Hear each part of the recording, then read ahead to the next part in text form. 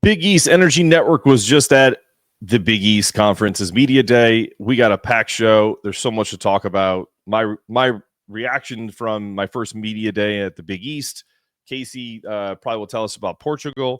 We got all kinds of stuff going on. We're gonna get into it. College basketball never sleeps, man. Let's go.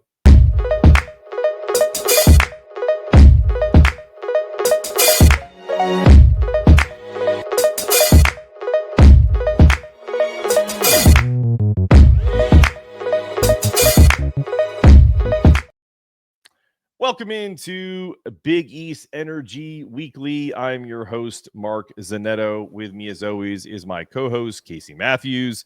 If you haven't already subscribed to the podcast or the network, please do so. Big East Energy on YouTube. Go to Big East Energy on. You can go to Big East Energy on anything we have, and you'll see the entire roster of shows, including. We have an announcement. We're getting closer and closer to having a full roster of teams covering every team in the business. We have signed the DePod. John is in his cohorts and Andy have decided to join us, and their next few shows will be on the Big East Energy network. The cutoff is the time it's going to be official is probably November 1st. If they do something beforehand and it's on their old RSS feed, that's perfectly fine. Just knowing going forward during the season, if you're a DePaul Hoops fan and you come to this channel, you will have DePaul Hoops to talk about specifically from the DePod. All right, so Casey, we missed you in New York, man. Like I'm busting your balls about Portugal, but I think if I had a chance to do it all over again, I'd probably still go to the Big East Media Day, even if I had a chance to go to Portugal with you. But I will say, Portugal probably was lovely, but not as lovely as sitting on the floor, walking around the most famous arena that there ever was, being in the same place that Muhammad Ali fought Joe Frazier. It just was a really cool feeling to be walking around. I was tempted to bring my own basketball and and actually shoot before it started, but I figured they'd probably kick me out, so I left it at home. Or they were probably like, "Who could let you in here?" That's probably it. So thank you to the Big East. How did you go in? Did you get to go in? Did you get to go in through security and go up the elevator and all that, or was there what entrance did you go in? We went up. Yeah, we went up the escalator. We went through like the Delta Suite area, I would assume that's for big time Knicks and Rangers season ticket holders and all that stuff. So it was great. And I have to thank the Big East, Jackie, Eddie, and others that were there. Phenomenal hosting of it. The food was good at lunch. They did a great job of kind of setting everything up, and they were great to us. So I really appreciate them as well. But man, like I have to say that in before we get into every team, I have a special bit I'm putting together. So if we pause and we feel like there's no time that's passed, it's because I'm kind of a showman. Power of editing. I'm gonna put on a show for you guys. But the first person that I want to talk about, and I think it's gonna surprise some folks, is my guy Richard Pitino. He is just. I think he's gonna be a star. Oh, we're back. Richard Pitino from Xavier. I don't have a Xavier shirt, guys. So if you know, you know. That's for you, Cap. Look, it's. I don't know how good Xavier's going to be this year. I just know they're in good hands. Thoughts? I've been saying it. I think they're going to be way better than people are giving them credit for. I mean, I thought they did a good job in the transfer portal. I think Richard can coach. Look. I don't care. I mean, I don't remember a year where they weren't good at home, right? I just think they're going to be better than people think. Now they're picked 8th in the preseason rankings. I think I had them up maybe to 6 when we did our deal a few weeks ago. Mm-hmm. So no, I just think Richard's really good. He's got a good staff. I think they're going to be better than people think. Yeah, no, I couldn't even sit here and go over every little piece of minutia about which players I think are going to be good. This Big East Media Day was essentially a feel of which coaches have a handle on the media, which typically tells me if you have a handle on your team. If you're kind of all over the place and you kind of look disinterested, I don't know. Like, to me, I feel like with one exception of what I'll talk about later, I think there was a bunch of, there was probably half the coaches that were like pumped to be there, and half the coaches were like, I don't know, could be a bad. It's hard to say, what's in someone's heart or brain without asking them, because you're not going to be like, hey man, you good? Yeah. Like, what's up? Yeah. Like, I'm just trying to get some thoughts and like get some ideas on them. I think everyone was gracious. Like, I should say that no one was, curt or rude with the media. There won't be that, but it's just an overall feeling that you get. And what are your thoughts about you've seen some of the pictures, you've seen some of the video that we've taken, and it's going to start rolling out on social. What is your overall feeling about some of the newer coaches? In terms of like what the expectations are, or like Kevin. Kevin's not new in that respect, but he's new to Villanova. Holtman is only in his second year. He's not a new coach, because when I put it up on social, we talked to Andy Katz. I thought he gave a pretty sobering response to what the overall thought of the Big East is, which is, that there's championship aspirations for St. John's, UConn. Maybe Creighton's a tick below that. He said, but after that, it's pretty much, we don't know. Yeah. I mean, when I look at the league and I look at the new coaches, right, and I know Coach Willard has been gone, but I think you still got to include him in the new of course coaches for right now. I mean, I'm a Big East guy, obviously, so like I am partial, but like when I look at the roster of coaches, it's so impressive, and I think they did a really good job this year. I mean, I love Richard. I think he's a really good coach. I think Kevin can really coach. So like those two alone, I thought were slam dunks. Now, with Coach Willard, the tricky part is not judging Villanova too soon.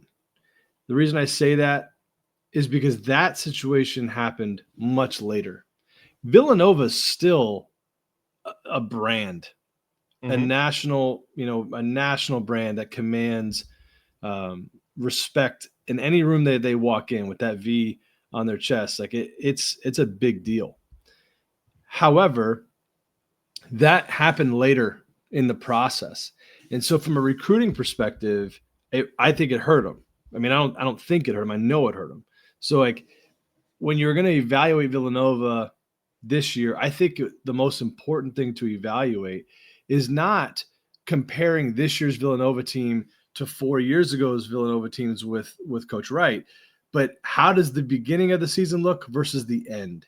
How much growth was there during that year? That's going to tell you a much clearer picture of what to expect with Coach Willard, because of he didn't have a whole season or a whole off season to go and recruit.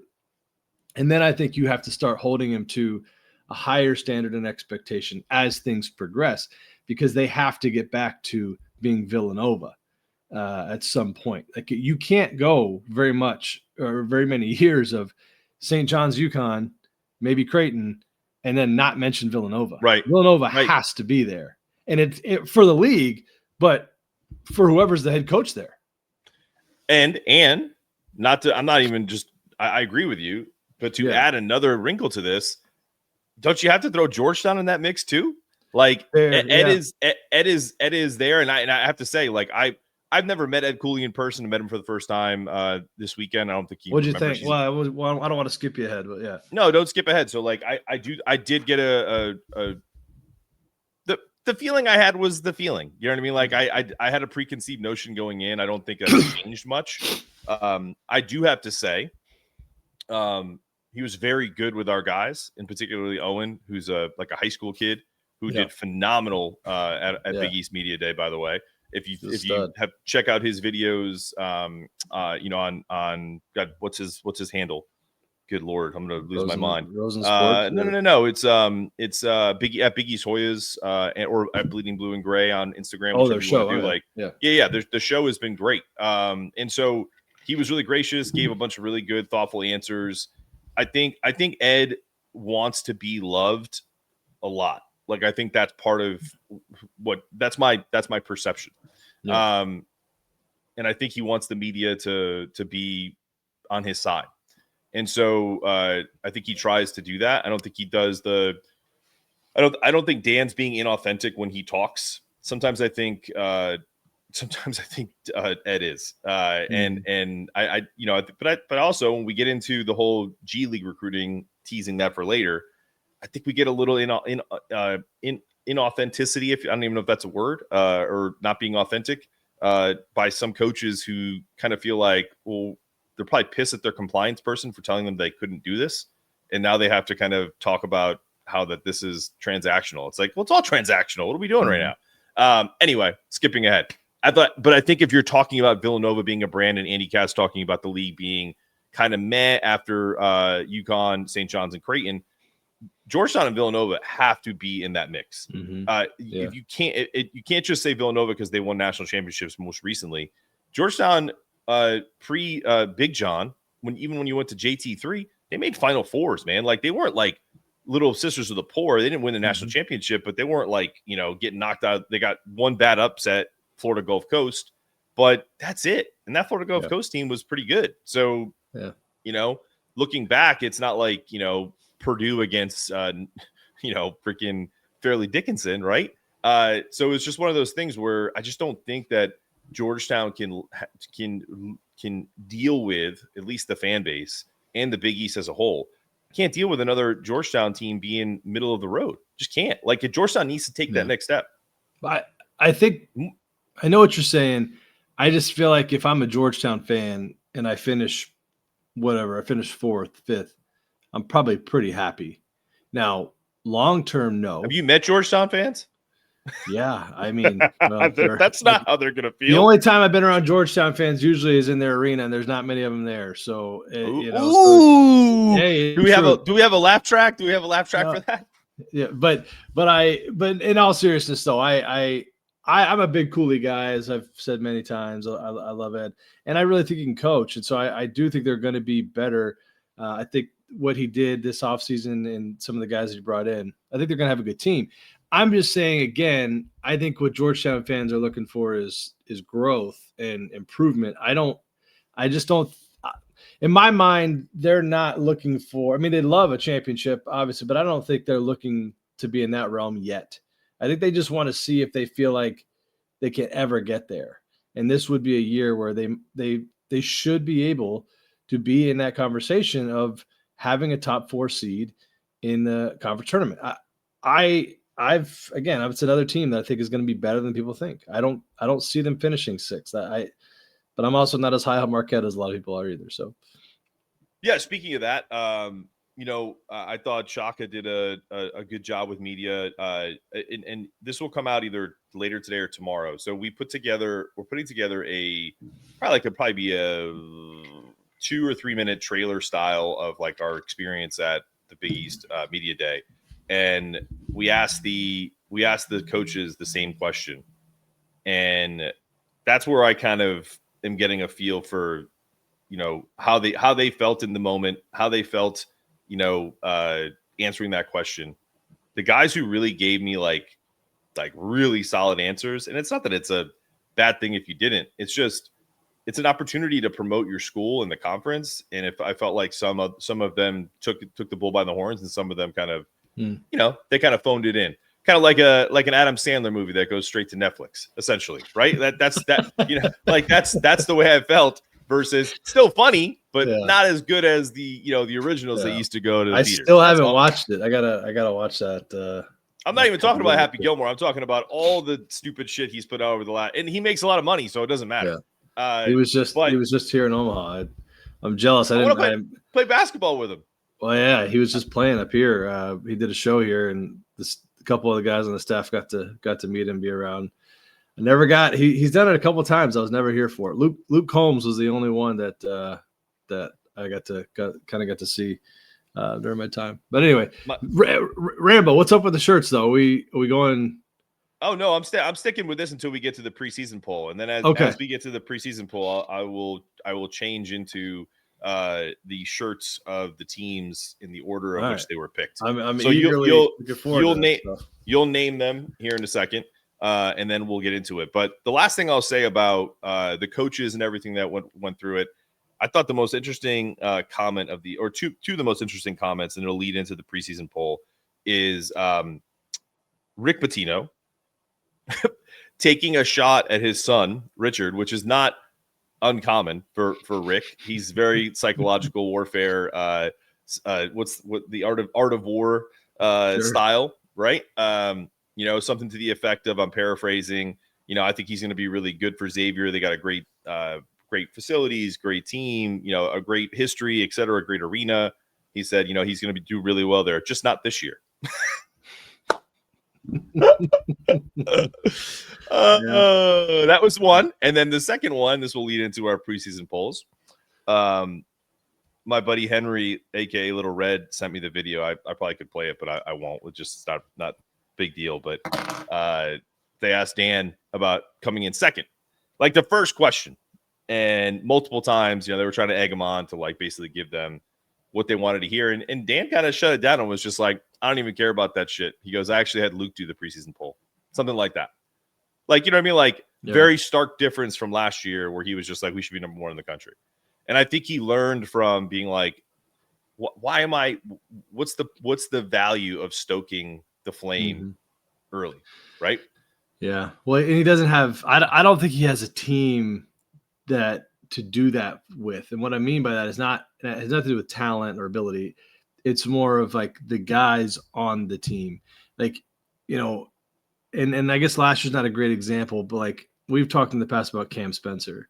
Yep. Like if you have a Cam Spencer on your team and you start putting the bullseye, on yourself, or Steph Castle, or Steph, a Liam, like it's like, all right, like I'm doing that on purpose because I want to challenge them and I think they can handle it.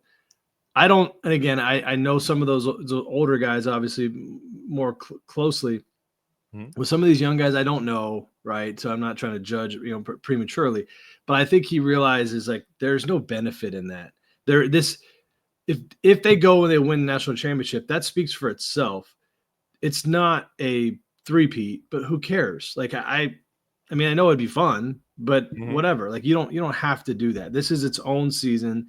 And what they accomplish and do this season will stand on its own and has nothing to do with the previous seasons. And I think that's also what I took from that is that like, why continue to like basically put more and more and more pressure on yourself to do things that have never been done? Like just put your best foot forward every day and see where, and then at the end of the year, you back up and go, okay, this is what we accomplished. Now, I'm not wired the same way as Dan Hurley. Right. He's elite. You're right. But that's kind of what I took away from it. I thought his stuff was fantastic. Oh, he was. And don't get me wrong. He was great. No, I know. Of course. Like, and what I would say to him is what I would say to anybody that's watching this is essentially that I don't disagree with you. I think the difference is that he was a little more let's just say not even like demure is not the word. I don't think Dan is ever that way, but he was very I'm trying to search for words here. Like he's because he wasn't as demonstrative as he typically is. He came across as very vulnerable to me, Mark. Like, yeah, really... that's a good word because I feel like listen, I'm not trying. The promotion is over, but it's still around. Like, he just wrote this book, and there's a lot of vulnerability in it. There's a lot of him sharing the shit he goes through still on a daily basis, like mentality wise, like his routine, all of that. Like that was asked a little bit in the scrum, and so that's a great way to put it, man. He did come across as a little vulnerable because I do feel like he's trying to be a little more softer to the masses. Like he even talked to Matt Norlander about how he wishes that, hopefully this year, if they are in a contentious game, and just shut up and get rid of the tunnel and get past everybody. No matter how vulgar someone's giving you anything, just head down and just get to the locker room with your guys. Yeah. But he's just not. Unfortunately, I relate to that. Like I 1000% relate to that. And I still, to this day, there are people that still, can get to me, like whether it's on social media or, just in general. And the adult thing to do would just to be like, in your head, tell them to F off up here and never verbalize it or write it. Yeah. And sometimes I don't reach that lofty goal of being the better person. Yeah. And it's hard, I know that I know that's how he feels. Like, we're not friends. We're not, confidants, but I think that's why he has so much support in, UConn circles, is because I think there's a lot of crazy people that live in Connecticut. Yeah. I used to be there and I still am crazy because dude, like, look, you're in Connecticut all year. It's cold. It's frustrating. The taxes are high. You want to do things with your family. And if you don't have a good job, it sucks. Like, I'll be honest, like, I'm not saying anything negative. Like, that's just the reality. Like, it's like that. It's like the Boston reality. Like, the theme of the Red Sox world of being like the plucky underdog may be over, but that sentiment of being kind of like a hardened, skeptic and, all of that pessimist is kind of ingrained in New England culture. And so I think that's part of UConn, Providence, that whole area. So I think that's part. He embodies it. That's a good point. I just hope, and hopefully he'll see this one day. Coach, please just don't cut out the sideline antics. Like I love it. Yeah, he's not going so much. It's so fun to watch. It's entertaining. I love it. So I hope he doesn't change that, but I do hope for himself. I mean, really, as a person, I hope he does find that like peace about himself, that he can just coach his team, not have the anxiety that he was talking about. Like he's elite. And sometimes I do, in the coaching world, and you build relationships obviously with players. And I had two players from my time in North Dakota State, and one of them was a local like hero, right? Played for us, all the expectations in the world on his back. Another kid wasn't from the town, was recruited, not super highly recruited, was a good player, had very low expectations, right? There's a difference in proving people right versus proving people wrong.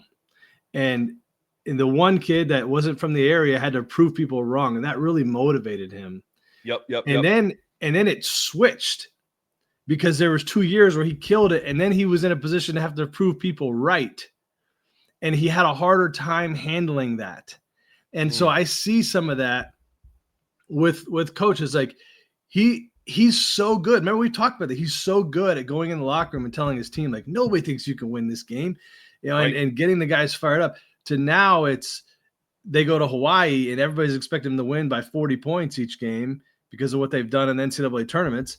And they don't do well, right? There's expectation, and it's there's not complete, right? Because he's won 2 in a row, but I see some of that, man. It's just like, how do you handle that? And and I'm really, I really do hope that he has that figured out, because he's special. He is, God, he's so good for college hoops. As a Creighton guy, obviously we love to hate him. I don't, but I love I'm going to say it. I love the rivalry, whether you think it's one or not. But I love that. And I think he feeds into that so well and manufactures that drama. And it's just great. It's great for the Big East. I'm so glad he's in the league. No, I don't disagree with much of that or any of it, really. I will say maybe. I don't know. No, but like, let's talk about it, because that was a topic. It was brought up, and I don't even know if we have video of it, but and I don't even know if it was through side conversations, and maybe people will think I'm full of shit, whatever, because a lot of people I want to see the video, or it didn't happen. That's fine. But not only was Dan asked about, the idea of, rivalries, and he gave an answer that I don't really agree with. I'll be honest with you. Like, I don't disagree with Dan much because I feel like we're pretty. I think what he meant was it was a coach speak answer. It's still authentic because it's factual, but the reason why I felt like it was more coach speak is because you can't really ask a question after it. You know what I mean? Yeah. It kind of shuts down the conversation, which is kind of what they teach you in media. If you're done, like if you don't really want to talk about if you think it's not worth your time, essentially, right? Sure. And so, he basically said, it's kind of hard to have a rival when you've won 6 national championships since 1999. And that's fair. Like, I've said the only team that can rival UConn in that level is Duke, because Duke is the same team type of, only all of 5 of their titles, one less than UConn, by the way, have come in the modern era. Like, Kentucky can't say that, Kansas can't say that, North Carolina can't say that, UCLA, all of the Indiana, all of the big boys that everyone talks about, where a lot of UConn fans, myself included, feel like we don't get put in that conversation enough when we've done it more when it's been harder. So I think that's kind of Dan's thought process there.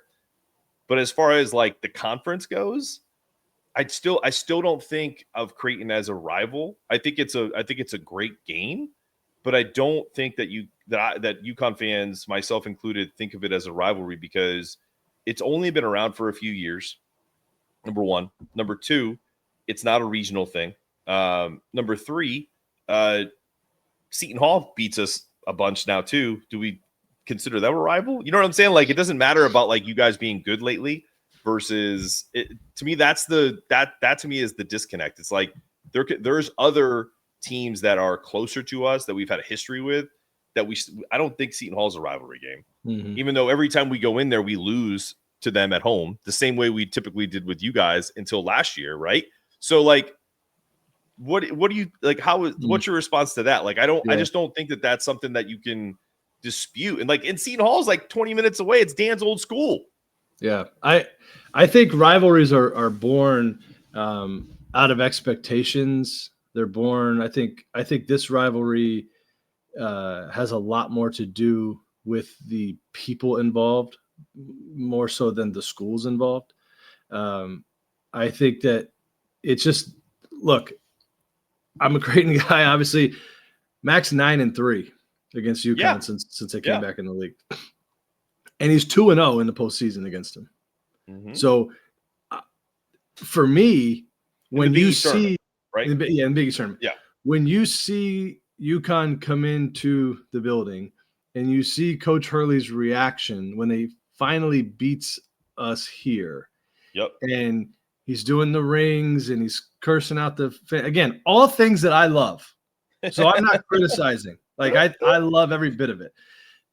And I've said this. I said this on the Roll Jays last year, whenever it was, last year or 2 years ago.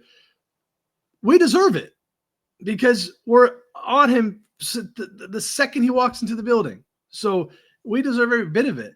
But the reaction, he doesn't react that way against any other. I hadn't seen it, at least any other team when he beats him.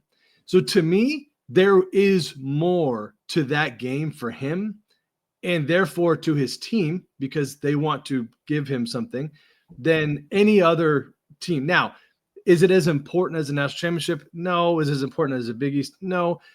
However, then you look at the Big East tournament last year, and you look at that game and the emotion in that game, and being in that building was really special. I think Jemiah Neal and that late dunk, I didn't care for it.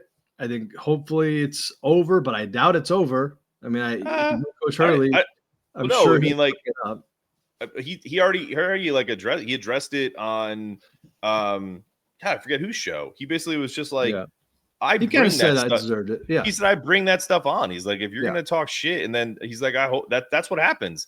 Like, that's the way. That's why I love him, because he owns it. He's like, right, he's accountable for it. To me, that's the way sports is. Like, the idea that you can talk shit for 4 hours before the game. Like, I'm speaking about Creighton fans and UConn fans, right? Yeah, and then get upset when he barks back at you. is if you're watching this show and you're one of those Creighton fans, thanks for watching, but that's Mhm. soft. Like, I'm just being honest. Like, that is the 100%. softest behavior of all time. And I will, and I am one of the biggest, proponents. I will go after UConn fans in my mentions who are stupid. And so, like, that's stupid. And so it's stupid to also say things like, only thing that's going on in Omaha is like corn and like, oh, it's just like the dumb shit that gets talked about on Twitter. if you want to talk shit to, like, because you don't like their team or you're such a big UConn fan that during the season you just have those blinders on, I'm cool with that too. But don't when they come at you when you lose after talking all this shit, don't start going into personal attacks. Like, that's just stupid. Like, so, like, keep it civil, keep it emotions are fine, but let's keep it 100 about what it is. Creighton has had UConn's number. However, if you look at, the back and forth, I think sometimes on Twitter is stupid, but I've had a few, like, respectful conversations, and it's like, would you trade a natty or two to be like 4-6 against UConn? And most people really haven't said, yeah, even though that's true. But I don't think that's even close to the same conversation, because the national championship is you're winning an NCAA tournament. I'm just saying, that Creighton and UConn are going to play minimum 2 times a year. Right. And when you're looking at the schedule, Creighton is an opponent for UConn fans and for Dan Hurley and for the rest of that staff that they circle. And they say, this is a game that means more. And you can say it's because, well, we want to finish in the top 2, get a top 2 seed. You can do all that stuff if you want to. But it's also because Greg McDermott is 9-3 against that team and that head coach since they came back to this league. Yep. And there isn't another coach in this league that can say that. Nope. There isn't another coach that is undefeated. Maybe I haven't done the fact checking on this, but I'm going to go for it. There isn't another coach that's undefeated against Dan Hurley in the Big East tournament. So when you do that, and when you have that success, it just builds and it creates a rivalry, and it's fun and it's beautiful. And what I don't understand, truly, is I don't understand why we wouldn't want to call it a rivalry. Why is Coach Hurley? You could, and I get to, like, well, it's like you always hear the logic, like the Patriots used to say this, because I'm a big Dolphins fan. Okay, I got a Dolphins t-shirt on underneath there, but the Patriots used to say hey man, I'm struggling, but I'm sticking in there with my squad. But the Patriots, you hear like, well, it's not a rivalry because we win all these. Okay, I get it, but at the end of the day, like, you're a conference opponent, and you should want those rivalries, and you should want to celebrate the fact that when Creighton and UConn play, it's a big deal. When St. John's and UConn play, there's a buzz about it. And I don't understand why Coach would say, like, there's no, other than to just kind of be like, I'm Dan Hurley and we're UConn. Probably. And all power to them. Like, I'm with it. They are that. Okay. Yep. However, you can still be one of, if not the best program in college basketball, and still have a rivalry that maybe the school doesn't match you on that level. And I'll say this the last thing I'll say is, because we got to move on, because we have presentations to give about that is true. The preseason. But no, I'm serious. I will say, and this isn't a shot at Creighton. This is just, I feel like, again, this is just the reality of it. It's like, my wife is a huge SEC football fan. She grew up in Tennessee. She's a Tennessee Vols fan. Tennessee and Alabama's history goes back for like 100 years. They call that the cigar game, right? Mm-hmm. She doesn't get up for Tennessee versus Arkansas. She doesn't, and these are in-conference opponents. Yeah, and there may be there's more history there than there is with UConn and Creighton. So I think just because you're in the same conference a rivalry doesn't make, correct? And the same way that in the same way that history, creates rivalries, coaches create rivalries, et cetera, et cetera. I think as time goes on, if the Big East remains the same, hopefully, fingers crossed, and conference realignment doesn't fuck this conference up the way it's fucked up most conferences in this country, and it stays a top flight basketball conference, then I think you can 100% call Creighton and UConn a rivalry as time goes on. But I think presently constituted, it's one of those. It's basically the conversation that you just had about New England against Miami. Some of those really good New England teams that won championships would lose to Miami once or twice in a season because they did something stupid or whatever, just familiarity, all of that. You take things for granted. I don't know what it is. Why does UConn lose to Seton Hall every time, no matter how bad they are at the Rock? I can't tell you. You can't tell me. You're a former coach. You can't even look at that game against Seton Hall last year and tell me why they lost that game. It was doesn't impossible. make sense. I'm with you. Or the year that they won the national championship in 22-23 when they had that team with Donovan coming off the bench, even though Dan had COVID, even though that team, there's no way that team should lose to that Seton Hall team. And then later that year, they beat them by 40 at home. Mm-hmm. So it's just it doesn't register. So I think the fan bases are starting to get really contentious. So rivalries are starting to bubble a little bit. But I'm still on the fence of whether this is like a true rivalry game.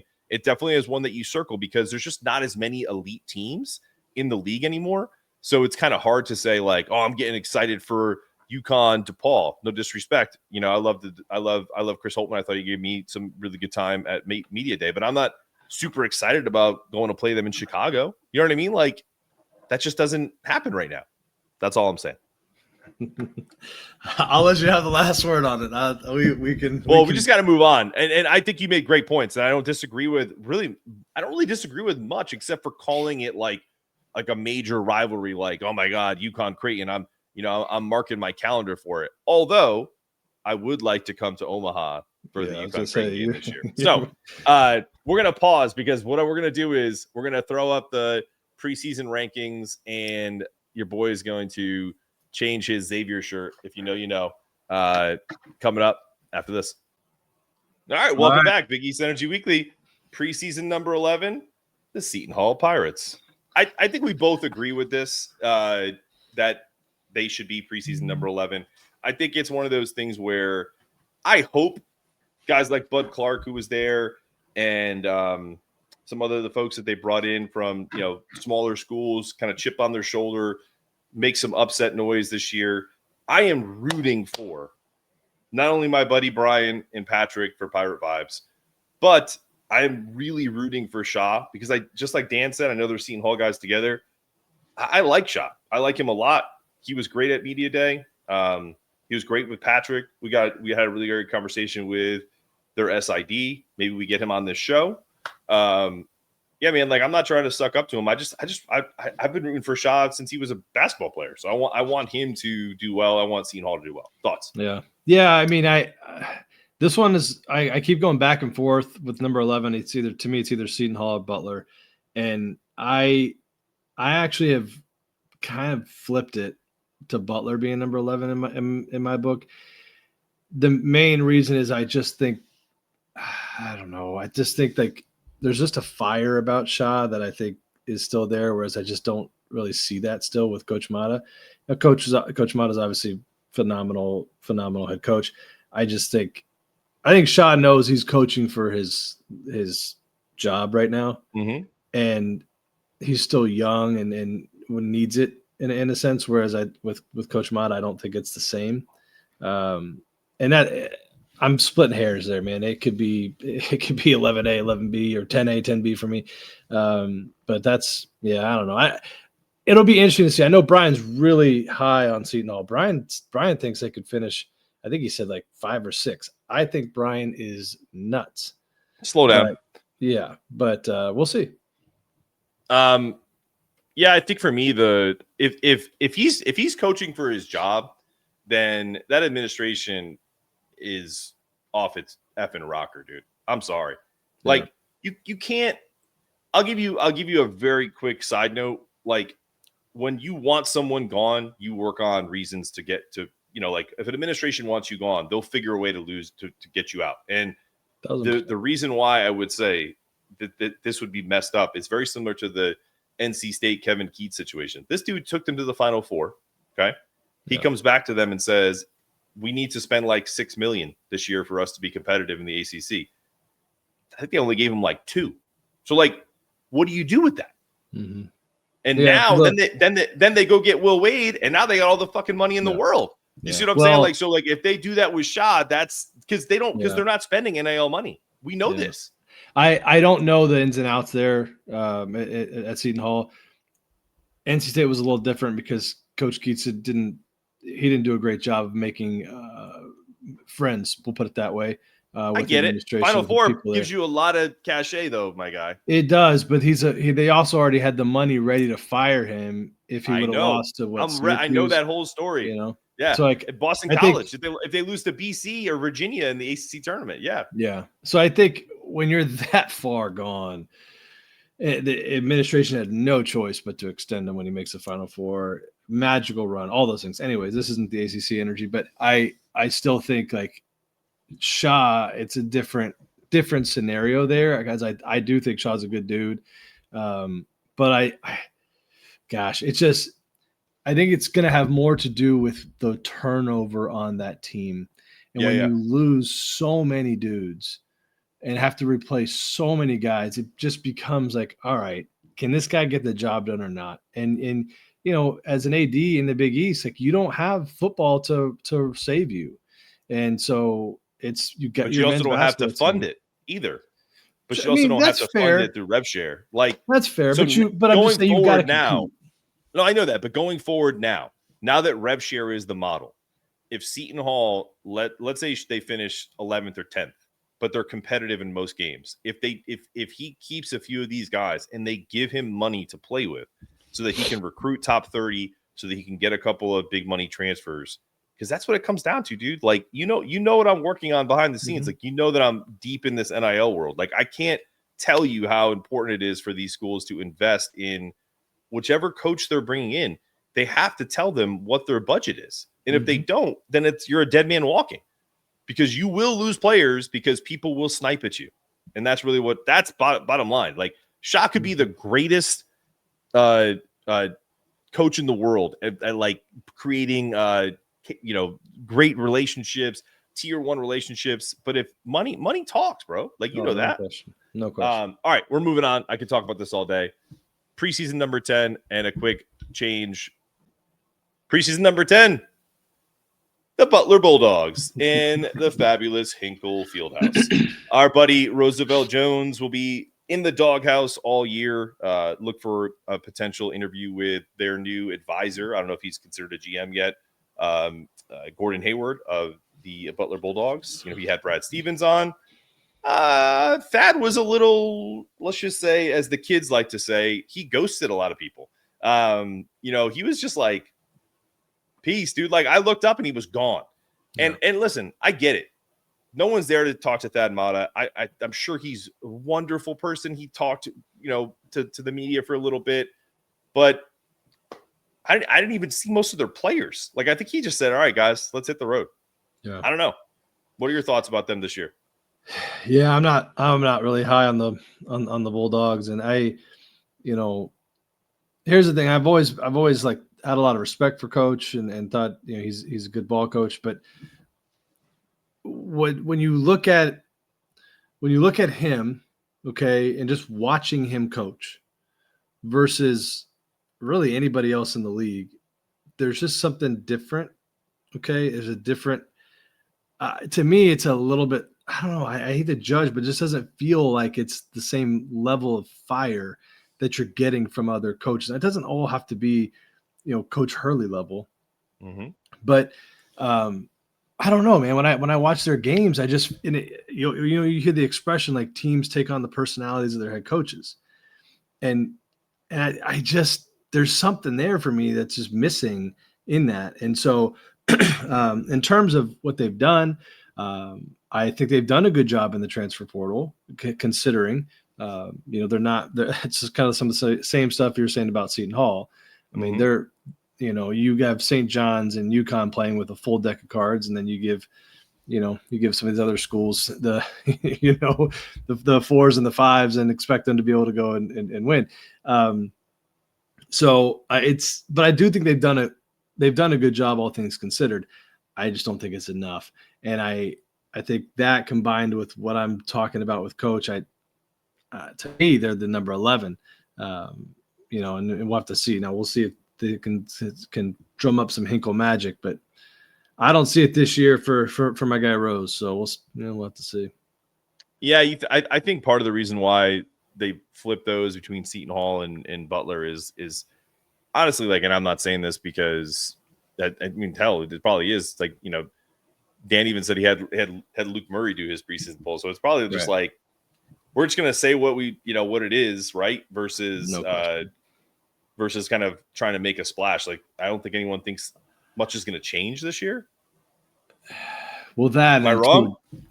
Agreed, man. Agreed. Like, I don't know. Those polls, and we could talk about it some other time more in detail, but like it's whatever. I can assure you of this.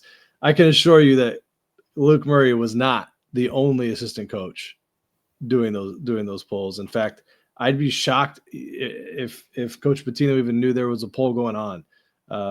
There's just, it's kind of like, all right, yeah, let's just get this done. It's the same thing with, like, every week you have to call in, and it's still a call in process, and give your top 25.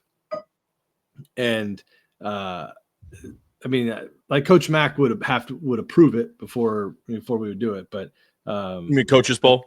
Mm-hmm, yeah, but I can assure you that Coach Mack wasn't the one calling in and actually doing it. So yeah, I don't know. We'll see. But look, I think we would love, in a perfect world, for all these teams to be competitive and our specific team to come out on top.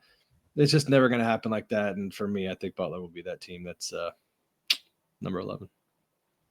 Yep. No, I don't disagree. Okay, let's move on. Preseason number 9. Who we got? All right, we're back, and we're going to do this a little quicker now because I know this is probably getting annoying. So, preseason number 9, the DePaul Demons, Blue Demons. I'm so sorry. I have a DePaul shirt. It's in the wash. So we're skipping over you. I'm back to my Xavier Rambo shirt. Why? Hold on. Why is your DePaul Blue Demons shirt dirty? Because I wore it when I got home. Every time it's the most comfortable of all of these home field shirts is the DePaul one. It's white. It's got the old Blue Demon on it. And when I came home yesterday, my kids have been sick, so they're like jumping all over me. I put out the most comfortable shirt I could find, and so I put it in the wash last night. I just realized it now. Sorry about that. I do think DePaul is going to finish anywhere between 9 and 6. I do really like they have some rim protection this year. I think Chris Holtman's a great coach, and I think he's kind of a psycho, which I love. And I think that leads to overachievers, as you talked about. Your team is a microcosm of who you are as a personality. I think this team really is going to pick it up this year. Yeah. Thoughts, and then we'll get to number 8. I agree. I'm so intrigued by DePaul this year. I think they could finish 9th, but I think I'll be more surprised if they finish 9th than if they were to finish, say, 7th or 6th. I really do. I agree. I think they have a lot of momentum, and I do think Coach Holtman can really coach ball, and you know what? I think it'd be good for the league for them to get out of that bottom tier and really start getting in the mix for some better expectations. No, I don't disagree. Number 8 is Xavier Rambo. I don't know why they're using it, but it's all I have for them. So, and I'm sure they're going to be excited about it. We talked about Richard at length earlier in the year, earlier in the program. I think you can get a ton of stuff from Roll Blob on him and the team. I love their length. I love their size. I like some of the international flavor. Again, I think I would be surprised that they finished 8th. I think they're actually going to finish higher than that. But again, if it's anywhere between 8 and 5, I think it's going to be a successful first season for Richard. Yeah, and I've said this a few times. On our shows, but I would definitely look out for Malik Moore, transfer from Montana. I'm really high on him, and I think he's going to be a really good player in this league. So look out for that name. Who's next? Next in the order, we have Villanova. At 7, huh? Yep. I'm not even going to pause. How about that? Check this out. Putting it on. Just putting it on. This is probably the tightest one of all of them. Good Lord. Nova Nation. You borrow that shirt from Matt? I borrowed this shirt from my daughter. No, I'm kidding. No, this is just, if anyone's ever bought a home field shirt, plus I'm not taking off the the Xavier Rambo shirt. But if you buy a home field shirt and you have any type of shoulders or chest, go a size up. If you don't want to have the tiny sleeves over here, yeah, and I like Home Field, and we're not sponsored by them. So if you want to sponsors, I actually think that the pod is sponsored by Home Field. So hey, there you go. We're giving you some love. I think Nova is going to be interesting. I like Caden Lewis. I think Kevin Willard's a good coach. I really do. I think he gets a bad rap because of how the whole thing went down with Maryland. But you know what though? It's because he's not. This is. I know we're going back. You know, you said this isn't ACC energy, but a juxtaposition, a guy like Will Wade, right? Guy wins a game at McNeese, gets the NC State job. We all knew it was happening, and he kind of was really transparent about it. Yep. The difference with Willard is we all kind of knew this was happening, and he kind of was a little cheeky with it, and that always gets you into some trouble. And that's why people think you're a liar. That's why people think you're, disingenuous. Right. I think what Will Wade taught us, which is I never thought I would say that statement ever, is that if you are just who you are and you are just honest about what's going on, people will respond to it. Yeah. I couldn't agree to you more. And again, this isn't the Will Wade show, but I love Will Wade. Will was somewhat of a mentor to me coming up in my basketball career, actually. And there aren't very many people like him. And so I think he's going to do very well. But I think that part of what makes him special is that authenticity. Uh-huh. And you what you see is what you get. It's part of why we love Coach Hurley. I love people like that. And I think players want to play for people like that. I don't think that Kevin Willard is inauthentic. I just think he's a little bit more calculated in how he approaches things. When you have contracts, certain administrations, right, there's a little bit different deal going from McNeese to NC State. Going from Maryland to Villanova is a little different. And so I'm sure he had to be careful with that too. Plus, there was that whole fiasco there with the AD was leaving. And right. So I cut him a little bit of slack with all of that. But I think he can really coach ball, and we'll see if they can get healthy. I'm not trying to essentially cut you off, but we do need to get through this before the next 5 minutes. So, but I do think, do you agree with this statement that Villanova is somewhere between 7 and 4? I think that's kind of fair. I think that's the range. Yeah, I'd actually probably go 8 and 5. Okay. But yeah, I think they're in that mix. There's just too much talent. Talent not to be. 6, Georgetown? 6 is Georgetown, yes. The Georgetown Hoyas. I don't know if I can wear a Georgetown shirt, so I'm just going to put this here. Is it just against your religion, or? I don't know. I feel a little disingenuous. We're talking about authenticity. I can wear almost anybody's colors, but I've always hated Georgetown with a passion. Really? And dude, you grow up watching. And Allen Iverson was on my flight back from Charlotte. That is true. I was like, yo, what's going on?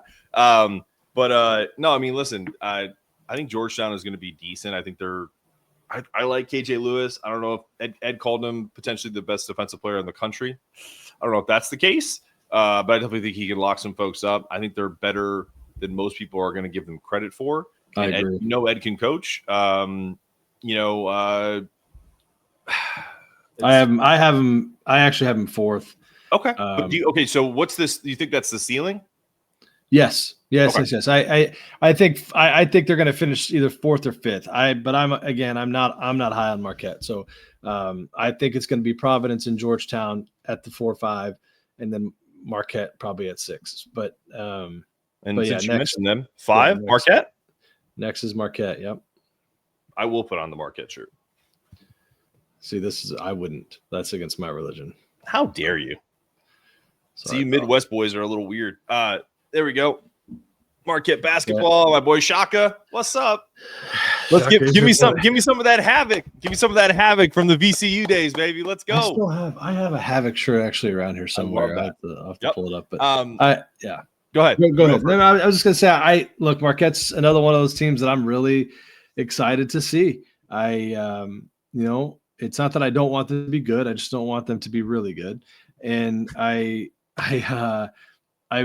I just think it's going to be interesting to see how they do in a fully transfer portal league with no transfer portal guys. So, and I think when you really look at that program and see the guys they brought in, they're super talented. It's going to be all about how quickly can those guys get to a point where they can play against Big East players and Big East bodies every night. And so it'll be interesting to see, but I predict them to be somewhere in that 6 range. Okay. I think going to be 5 or 4. And number 4 is Providence. This one's interesting, man. This one, I'm surprised you can even touch that shirt. Nah, I don't have the same. People always like. I feel the same way about. Like we were talking about rivalries earlier. Like for me, it's like Providence is kind of like our little brother. Like I know it's going to anger some people. Oh, you're going to anger some people. Shit. I'm wearing their shirt. Look at this. We need a Providence show, by the way. So if somebody out there is watching and is interested in doing a Providence show, hit us up. We need. Now I just look jacked. I'm cool. Like look at me. I look like an umpire. Yeah. Plus, it's the black. Like the old school umpires, like with the protector, the chest protector. Yeah, I think the Friars are going to be pretty good. Kim looked like he would rather be anywhere else the other day at Big East Media Day, but that's okay. He gave a good answer to our question. Respectful. I think he's heard enough shit. He just wants to get out there and compete. I think most coaches are like that right now. They're chomping at the bit. Let's get out there and just play. Enough of this. Enough of this. Coaching. Yes. No more of your, as Dan likes to call them, one of your stupid podcasts. Let's get out and play basketball, right? Yeah. But yeah, that's all I got for you. I think they're going to be good. I think they're going to be. I don't know if they'll end up 4th. I think the ceiling for them is like 3rd. But I think 6 to 4 is kind of like where they'll land. I think anyone that we've talked about from number 8 to now is kind of all of that is interchangeable. Yeah. Okay, let's get to. I'm going to pause for this one because I don't know if I can breathe. Let's get to number 3. Is it a rival? I don't know, but it's a good shirt. Creighton, number 3. You know how I feel about this about the squad. I'm happy about it. I love what they did in that exhibition against Iowa State. I think they are solidly the number 3 team, and we'll talk about the other 2 teams. I do think those other 2 teams are better, but I'll be surprised if they finish anything less than 3rd. I think it's going to be a good year to be a Blue Jay fan. I like Owen Freeman. I like Josh Dix. I like the height that you guys have. Coach Mack is an incredible coach. Your offense is always good. I like Nick Graves at point guard. I think he's underrated. I thought he had a great year at Charlotte last year. I think they'll challenge for a title. I think they're a solid 3, but I wouldn't be surprised if they ended up 2, even 1. It just depends on, because especially with all the teams' ability to gel with new faces, it's really what it comes down to. Yeah, and again, all the things that you just said, I agree with. I like Nick. I like Owen. The reason why I hesitate to really get my hopes up for a championship or a 2 seed is more that it's a new point guard and a new center. Those are the 2 most important positions, in my opinion, in this offense. And so it'll just have to wait and see how quickly those 2 can gel and what all Matt can do with that team. He's got to figure out the rotations because there's so many good players in that team and so many guys that can and you can argue should play. So I think there's a lot of variables that Mac will have to figure out, and he'll crush it like normal. But at the end of the day, we'll see. I mean, I obviously hope and I believe in Mac. Won't surprise me one bit if we're playing for a championship, regular season or tournament. But at this point, preseason poll, I feel pretty good having them at 3. Okay. The preseason number 2, your boy, UConn. I'm assuming this is what you wear on your couch when you watch games. This is how I'm picturing it. No, I don't wear gear of the team. It's like a superstition thing. Really? If I'm doing it and they start to lose, I change immediately. Yeah. Even to like 2 games, you won't wear anything. That's different because you're there, but not at home. What am I, a nerd? You're gonna sit in your couch like with no one watching you, like supporting your team wearing like a Creighton shirt? Like, what the hell's wrong with you? 100% I will. Yeah, 100%. Well, you just answered my question. You are a nerd. Yeah, it's okay. Yeah, I'm a definite nerd, dude. I'm again Dolphins fan. I wear my I for a long time wore my Merino jersey from the time I'd wake up till the game, till we lost, because that was inevitable. Until the fourth quarter's over, I'd take the jersey off. But I'm always decked out in gear, man. So the UConn stuff, I would say, I like you said, it doesn't really matter. Like to Dan's point, it doesn't matter. But the funny thing about it is the AP has us at 3. They have St. John's at 5. And the Big East coaches picked St. John's 1 and UConn 2, which I think is indicative of like why these polls don't matter. I go with I'm 100% we're talking about the national scene. I'm more aligned with Evan Maya because I agree with he's made me a believer, especially when I was very kind of frustrated with where things were ranked for UConn last year. But him basically proving that they were exactly where they should have been, seated correctly, and they lost, right, to a better team. And they were exactly where they should have been last year when he seated. He had them like 7 or 8. And he was like, the only reason why I put them there is because of coaching. He's like, as far as like the playing and like what they returned, he said they didn't have enough. And so like the St. John stuff, them being at like 15 or 16, that makes more sense to me because there's so many unknowns. Like you can't just, and that's why I 1000% agree that Purdue is the preseason number 1. They brought back 85% of their scoring. Yeah. Like how could you not? Right. So again, like to bring this back to the Big East, UConn not being the number 1 preseason is kind of stupid in my thought process because of the amount of people that they brought back. That is 65% of their production is back, plus adding 2 impact transfers, plus a top 10 recruiting class. I think St. John's has a lot of talent. And I have my shirt over here on the right that I'm debating whether or not I put it on or not. But I don't think that you can crown them just yet. I got to see it mesh together. And I think we've already seen what Alex Caravan can do, what Terrace Reed can do. Hell, even some of their bench guys like Solo Ball, even someone like Jalen Stewart has had moments in the Big East tournament. So it's like, yeah, that's the reason why I don't agree with it at 2. And also it doesn't matter. No, it doesn't. But for this example, I've come in pretty consistent with that with St. John's. I do think St. John's is the number 1 team just going into the season. But I understand the argument. Obviously, the continuity and what they bring back. I expect a really big year for Terrace Reed.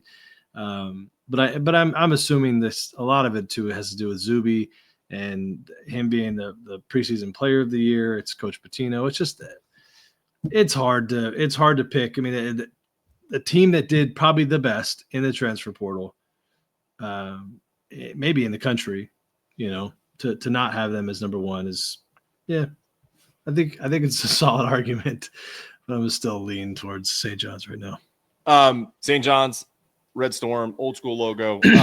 The reason why I don't agree with anything you just said is because no, I'm being serious. The reason why I don't agree with anything you just said is because you're starting to hear Rick in the media say things like, well, if Bryce Hopkins had the Mamba mentality, he'd be the one that I'd be starting in these exhibition games. And, we don't have a point guard. Now he's saying that, Isaiah Sellers is his point guard. Like, it's like, there's already this like walking back of the mega hall. And to me, that is the biggest reason why I would have voted for UConn 1. It's like Dan already has his rotation set. I don't care what anyone says. Like, he already knows what's happening. Rick's going to spend the first 3 months of the year trying to figure shit out. UConn's not. They still have to gel. You're trying to tell me that I just think 3 months is a little extreme. We're talking about October. They played sloppy against Townsend. Come on, bro. And then you're trying to sit there and tell me that UConn that has 2. How many point guards does UConn have? Arguably, yeah, they got a lot of point guards because last year St. John's exploited the hell out of the fact they had no point guard, none. And I love Hassan Diarra. That's my boy. I'll text him after this and say, I'm sorry. But like to have him playing 35 minutes a game was malpractice. And Dan has talked about that. So what did they do? They not only brought in Silas DeMary Jr., they brought in Malachi Smith, who could start almost anywhere else in the country. He's going to be on their bench. They may even start together at times. And then you have Alec Melander, who's played 100 games at the mid-major level just in case. So you got 3 guys, all experienced, 2 grad transfers, and a guy who's talented enough to be testing draft waters, and Braylon Mullins, and Solo Ball. Like, I'm sorry. All the talent in the world is not going to stop the fact that they already have people entrenched in different positions. I've said it from the beginning. I think UConn's going to be the better team up until probably about halfway through conference season, and I think St. John's will take over. I've been pretty consistent with that. So I guess it all depends on how you evaluate these polls, right? Are you ranking where they are in our mind right now, or are we ranking where they're going to be? I lean more towards where they're going to be, and that's why I would say St. John's. But your argument's solid. I think they're obviously – look, they're both probably top 5 teams in the country. I mean, without question, they're both top 10 teams. But I think you could probably say top 5. So you're splitting hairs. I cannot wait to watch both of those teams square off this season. And my prediction is we're probably going to see it in the championship game. And MSG, you and I will be there, and that would be absolutely electric. I will not be wearing this shirt to that game. No. I may be wearing this. I'm kidding. All right. Listen, this has been a great show. We didn't even get into the G League stuff. We'll get into that next time. I think I have some strong opinions on it. I think some of it is an overreaction. I think some of it is fair. I think there's a lot to the story.